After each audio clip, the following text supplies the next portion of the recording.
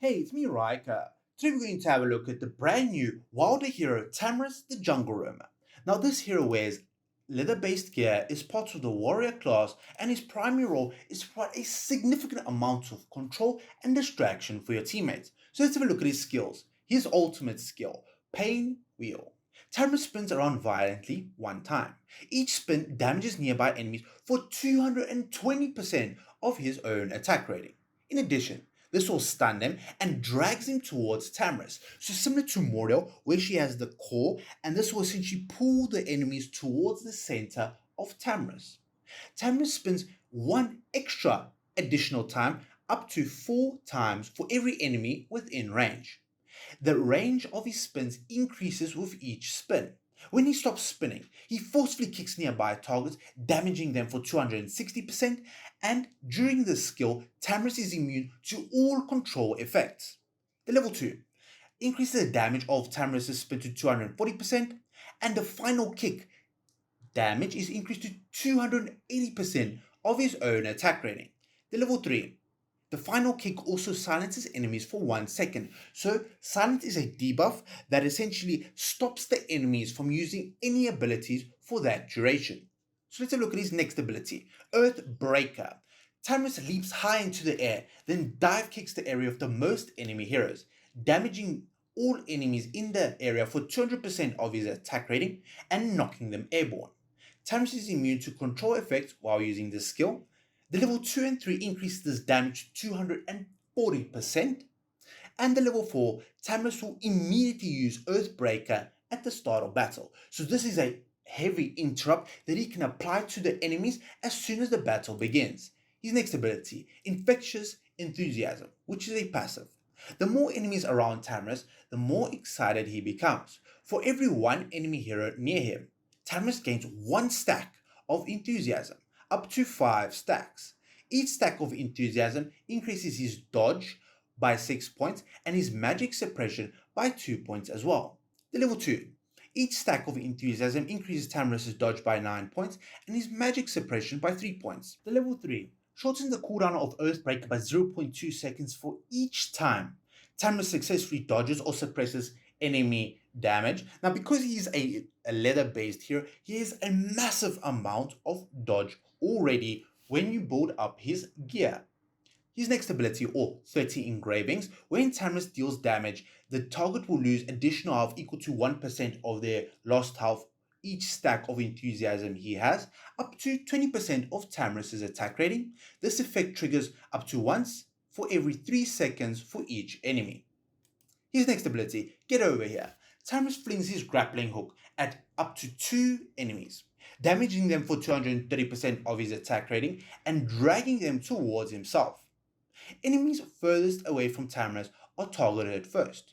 Hooked enemies have their attack rating reduced by 10% for 5 seconds. If there is only one target, the damage is increased to 250% and the attack rating is reduced by 15%. The level 2 increases the damage to 280% for the hook ability, and if there's only one target, this damage is increased to 300%. The level 3, if the enemies are hooked by this ability, their attack rating is reduced by 15%, and if it is only one enemy or a boss target, their attack rating is reduced by 25%. And finally, the 60 Engravings, hooked enemies are silenced for 2.5 seconds. So let's have a look at his signature item, Jungle Jaunt. Enemy heroes hit by Get Over Here, his hook ability, have their tenacity permanently reduced by 3 points. This effect can stack. The level 10, which is an upgrade on the unlock, increase the reduction in tenacity permanently by 5 points. The level 20, any stacks of enthusiasm Tamrus receives last until the end of battle, so this is a pretty significant buff. And level 30, Tamrus immediately receives 5 stacks of enthusiasm at the start of battle, and his maximum number of enthusiasm is increased to 10 stacks. So this is essentially doubling the amount of dodge and magic suppression that he can achieve. So let's have a look at his furniture. Now, when you unlock the 3 out of 3, play with me, Tamrus' enthusiasm rubs off on his allies. Each stack of enthusiasm grants all allied heroes 6 points of dodge and 2 points of magic suppression. And the 9 out of 9, each stack of enthusiasm has increases the attack rating of all allied heroes by 4%. So if he has 10 stacks, this is a 40% increase to all allied heroes' attack rating. So let's have a look at how he does in battle.